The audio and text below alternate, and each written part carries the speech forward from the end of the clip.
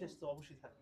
অবশ্যই আমি মূলত এসেছি যে গত বছর নভেম্বরে এটিভি এবং এটিভি একটা অ্যাওয়ার্ড অ্যারেঞ্জ করেছিলেন, যেটা হচ্ছে আইকনিক অ্যাওয়ার্ড, এবং আমাকে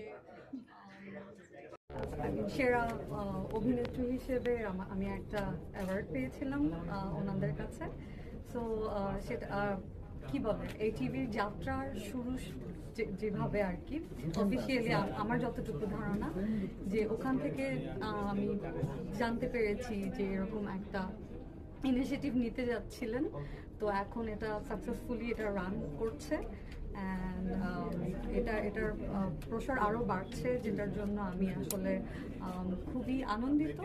এর কারণ হচ্ছে বাংলাদেশ এবং দেশের বাইরে ইউএসএতে বাংলা সংস্কৃতিকে রিপ্রেজেন্ট করা, এটা খুবই সুন্দর একটা উদ্যোগ। এই জন্য আমি আসলে আমার পক্ষ থেকে আমি আন্তরিক শুভেচ্ছা জানাচ্ছি এবং I wish them all the best.